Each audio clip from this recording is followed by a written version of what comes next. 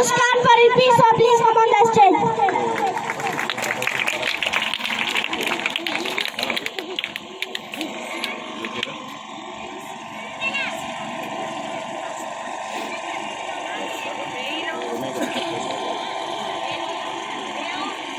जोर जबर जी बात ना मन की मोत्र बात ना मन भी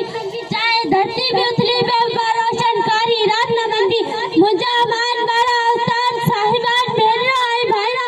अस्सलाम वालेकुम मुझे नालो मुस्कान आई आऊंगा गुजरा श्रवणी एलिमेंट्री स्कूल चक्र में 17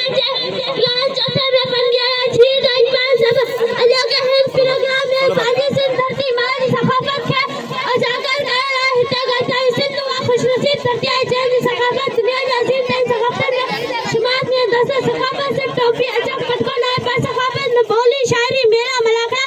ईद होली दिवाली जरा त्योहार तोड़ा मांग मकान पुराची में था झले दोलन में उताजी शायरी सफाफत जो एक अहम जुज़ है जगह हर कौम सफाफत में समाइल होती सिंधी कौम शाब्द लतीफ पिटाई जी था तिरंगा जय शायरी के रूप में सिंधी हमारे का सफाफत है तहजीब साइज को कौन सिखाए आसानी सफाफत इतनी तो कदी है जो जय वक्त दुनिया या बेन कॉमन वट जेल या साइड ढंग में ना उन वक्त असा वट शाकात शहर मौजूदा उन वक्त असा वट रखसी महफिल रख दूं